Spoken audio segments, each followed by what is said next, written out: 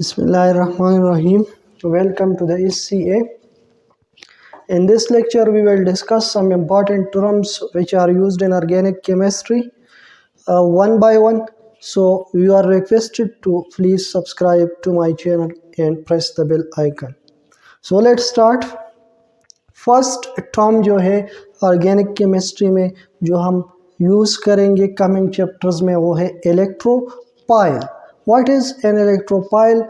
इलेक्ट्रोपाइल simply means electron loving species.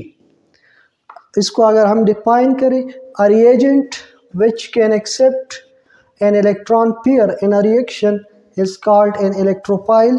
इलेक्ट्रोपाइल ये एक ऐसी स्पीशी है जो एक ऑर्गेनिक रिएक्शन में इलेक्ट्रॉन को एक्सेप्ट करता है. इसको पेयर इलेक्ट्रोपाइल कहते हैं या इलेक्ट्रॉन लविंग स्पीशी है. इसको फर्दर अगर हम एक्सप्लेन करें तो हम इसकी पहचान कैसे करेंगे? दे मे बी पॉजिटिव आयंस और neutral molecules with N electron deficient centre. ये जो इलेक्ट्रोपाइल्स है या तो इस पे हमें पॉजिटिव चार्ज नज़र आएगा या ये न्यूट्रल मॉलिक्यूल होंगे. इसका मतलब न्यूट्रल मॉलिक्यूल का ही है कि इस पे हमें न पॉजिटिव चार्ज नज़र आएगा न नेगेटिव चार्ज नज़र आएगा, बल्कि ये न्यूट्रल होंगे, विदाउट चार्ज होंगे, लेकिन ये इलेक्ट्रॉन डिफिशिएंट होंगी. इसमें इलेक्ट्रॉन की तादाद रिक्वायर्ड इलेक्ट्रॉन से कम होगी. सो हम देखते हैं हमारे सामने है hydrogen ion, hydrogen with a positive charge. So this is a positive charge species, so this will act as an electropile and will accept electron pair in a reaction. This is methyl group CH3 with positive charge. So as we see here is a positive charge, तो ये भी electropile या electron accept करेगा. इस तरह NO2 with positive charge है तो ये भी इलेक्ट्रॉन एक्सेप्ट करेंगे. इसके बाद हमारे पास है AlCl3 aluminium chloride and BF3 boron trifluoride. इस पे हमें चार्ज नज़र नहीं आ रहा, तो ये न्यूट्रल मॉलिक्यूल है, लेकिन ये एज एन इलेक्ट्रोपाइल यूज़ होंगे. कैसे? Because they have an electron deficient centre. Let I explain. अगर हम देखें एल्यूमिनियम, इसके साथ 3 इलेक्ट्रॉन्स है. क्रॉस पे अगर हम इसको रिप्रेजेंट करें, साथ इसके साथ क्लोरीन जो है, या अगर हम इसको इस तरह रिप्रेजेंट करें, ये 3 क्लोरीन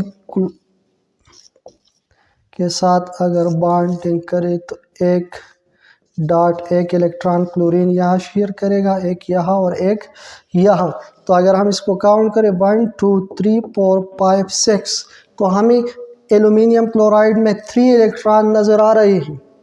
और ऑक्टेट रूल ये है कि एक स्टेबल मॉलिक्यूल के लिए उनकी आउटर शेल में 8 इलेक्ट्रॉन्स मस्ट ऑक्युपाई करेंगे. तो यहाँ हमें 6 इलेक्ट्रॉन मिलते हैं. तो ये एक इलेक्ट्रॉन डिफिशिएंट सेंटर है, इलेक्ट्रॉन डिफिशिएंट मॉलिक्यूल है.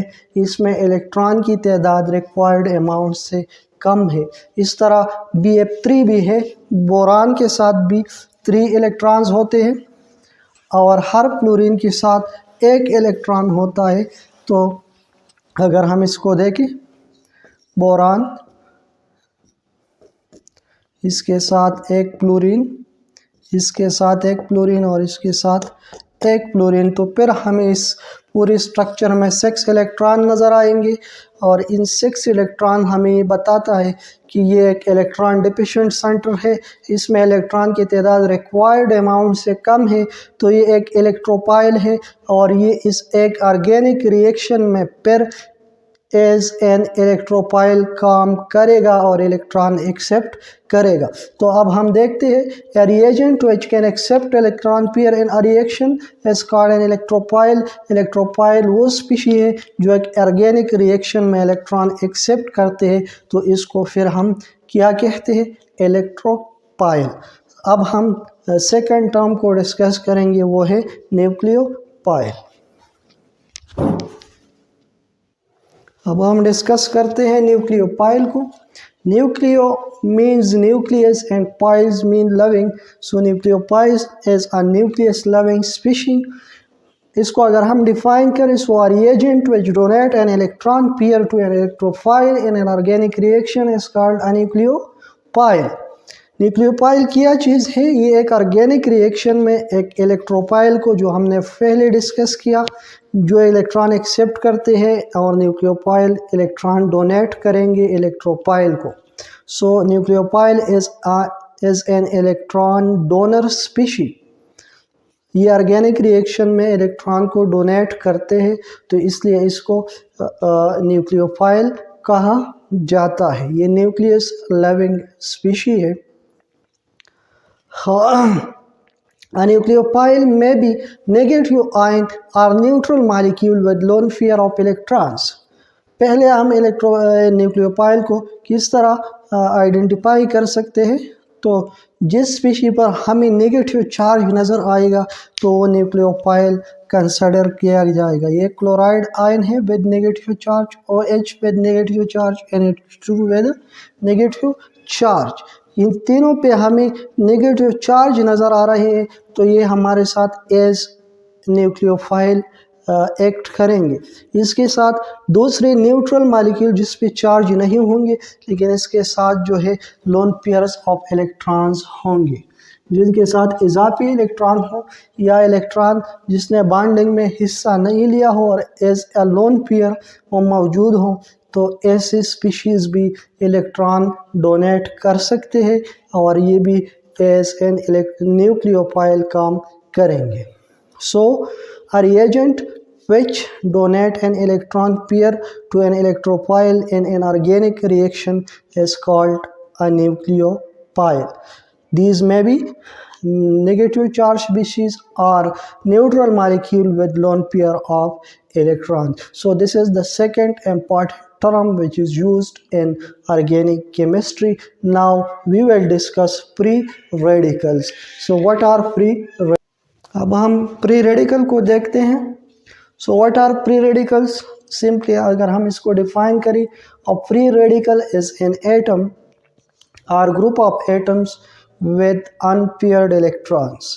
एक एटम्स या ग्रुप ऑफ एटम्स जिसमें एक से ज़्यादा एटम हो और उसके साथ अनपेयर्ड इलेक्ट्रॉन हो, मतलब उनके साथ एक इलेक्ट्रॉन हो और पेयर नहीं हो.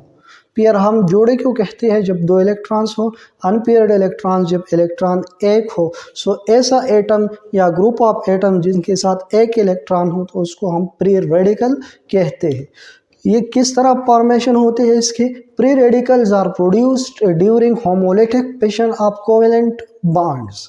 जब कोवेलेंट बॉन्ड्स होमोलिटिकली ब्रेक हो जाए, या इसको हम होमोलाइसिस भी कहते हैं. होमोलाइसिस मतलब जब बॉन्ड बिल्कुल सेंटर पर ब्रेक हो जाए, या जब इस बॉन्ड में 2 इलेक्ट्रॉन्स शेयर हुए हों और इस तरह ब्रेकिंग हो जाए कि एक इलेक्ट्रॉन एक साइड पे चला जाए और दूसरा इलेक्ट्रॉन दूसरी साइड पे चला जाए, तो इसको फिर होमोलिटिक फिशन कहा जाता है. जब बॉन्ड ब्रेकिंग होमोलिटिकली हो जाए तो इससे प्री रेडिकल फॉर्मेशन होते हैं, और ये अमूमन ऐसे एटम्स या ग्रुप ऑफ एटम्स में होते हैं जिसकी इलेक्ट्रोनेगेटिविटी डिफरेंस सेम हो. They are very reactive as they have strong tendency to pair up their unpaired electrons with another electron available anywhere. ये बहुत ज़्यादा रिएक्टिव होती है क्योंकि इसके साथ जो इलेक्ट्रॉन है वो फेयर नहीं होता, और हर एटम की ये टेंडेंसी होती है, ये ख्वाहिश होती है कि वो अपने इलेक्ट्रॉन को फेयर अप करे, और इस पेयर अप की वजह से उसकी स्टेबिलिटी जो है वो बढ़ जाए. जिसके साथ अनफेयर्ड इलेक्ट्रॉन हो तो वो लेस स्टेबल होगा. सो इसको हम एग्जाम्पल को देखते हैं. Hydrogen with a dot, chlorine with a dot, CH3 with a dot। So pre radical की जो रिप्रेजेंटेशंस है वो हम डॉट ही पे करते हैं। यहाँ पे पॉजिटिव और नेगेटिव चार्ज नहीं होता। जब हमें डॉट नज़र आएगा एटम्स पे या ग्रुप ऑफ एटम्स पे तो इसका मतलब होगा कि ये प्री रेडिकल है। ये दो जो है एटम्स है और ये CH3 ये एक ग्रुप ऑफ एटम को शो करते हैं। होमोलिटिक और हेट्रोलिटिक फिशन पर हम डिटेल में डिस्कस करेंगे, लेकिन यहाँ एक नज़र डालते हैं इसको। ये एक बॉन्ड है दो हाइड्रोजन एटम्स के दरमियान, इसमें दो इलेक्ट्रॉन्स शेयर किए हैं दोनों हाइड्रोजन ने। जब ये बॉन्ड सेंटर पे ब्रेक हो जाए तो एक इलेक्ट्रॉन इस हाइड्रोजन के साथ आएगा और एक इलेक्ट्रॉन इस हाइड्रोजन के साथ आएगा, तो ये होमोलिटिक फिशन है। इस तरह अगर हम क्लोरीन को लेके, दो क्लोरीन है सेंटर पे, जब बॉन्ड ब्रेक हो जाए तो एक इलेक्ट्रॉन एक क्लोरीन के साथ जाएगा और दूसरा दूसरे के साथ। इस तरह CH3 विद डॉट का एग्जांपल हमने लिया था। तो देखते हैं ये CH3 असल में ये कंबाइन करके हम C2H6 या इथेन का फार्मूला है। जब ये बिल्कुल सेंटर पे बॉन्ड ब्रेक हो जाए तो एक इलेक्ट्रॉन इस CH3 के साथ आएगा प्लस एक इलेक्ट्रॉन इस CH3 के साथ आएगा। तो ये होमोलिटिक फिशन है। सेंटर पे बॉन्ड ब्रेक हो जाए और दोनों साइड पे एक एक इलेक्ट्रॉन चला जाए तो इसको फिर फ्री रेडिकल कहते हैं और ये वेरी रिएक्टिव स्पीशीज़ है। तो ये 3 इंपॉर्टेंट टर्म्स इलेक्ट्रोफाइल, न्यूक्लियोफाइल और फ्री रेडिकल हमने डिस्कस की। इसके बाद हम इंशाल्लाह अगली लेक्चर में डिटेल में होमोलिटिक और हेट्रोलिटिक फिशन को डिस्कस करेंगे। आई होप आपने लेक्चर को अंडरस्टैंड किया होगा। तो प्लीज़ चैनल को सब्सक्राइब करें और अपने दोस्तों के साथ शेयर करें। Thank you. अल्लाह हाफिज़।